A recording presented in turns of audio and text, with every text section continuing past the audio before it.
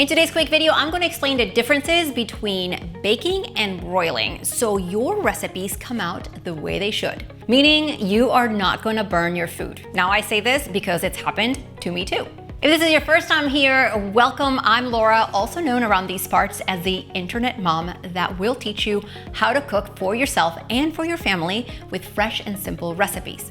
Now, while all ovens are different, they are all alike in the baking versus broiling settings. Broiling uses a top heat element in the oven only. It reaches extra high temperatures really quickly and usually only used to brown foods or crisp the tops of your food. Think melting cheese or giving the top of your baked dish a crust-like texture. In recipes, you'll see a step letting you know to place the dish in the oven in the broil setting and usually for a very short amount of time.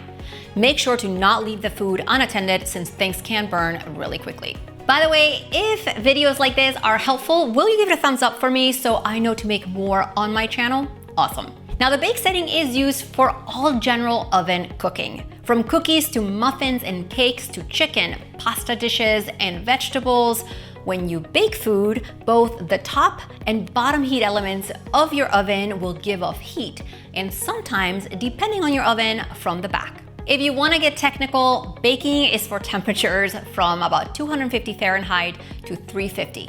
Now, one note is that some ovens have a roast setting and others do not, and that's okay. The term roasting simply means to bake or cook the food at a slightly higher temperature, about 400 to 450 Fahrenheit, and it uses the same all-over heat as baking. Now, below this video, you're gonna find a few of my favorite oven recipes. I hope you try, and I hope to see you in another video since I share new recipes a few times a week. See you next time.